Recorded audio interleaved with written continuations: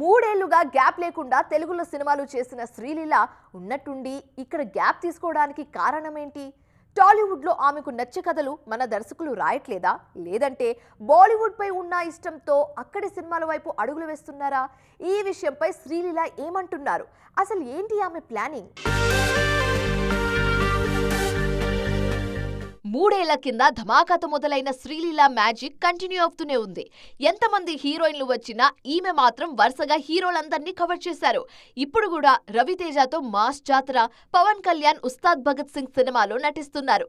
కాకపోతే వీటి తర్వాత కొన్నేళ్లుగా తెలుగు సినిమాలకు సైన్ చేయట్లేదు ఈ వైరల్ వయ్యారి. అనుకోకుండా కాదు, కావాలనే తెలుగు సినిమాలకు గ్యాప్ ఇస్తున్నారు శ్రీలీల. ముఖ్యంగా తెలుగులో తనకు నచ్చే కథలు రావట్లేదని చెబుతున్నారు ఈ బ్యూటీ.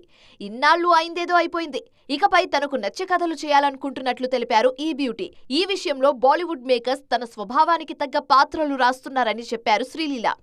ఖాళీ లేక కాదు, కథలు నచ్చకే కింగ్డమ్, లెనిన్ నుంచి తప్పుకున్నారని శ్రీలీల కమెంట్స్ చూస్తే అర్థమవుతుంది. ప్రస్తుతం హిందీలో కార్తీక్ ఆర్యన్ సినిమాతో పాటు తమిళంలో శివకార్తికేయన్తో పరాశక్తిలో నటిస్తున్నారు శ్రీలీల.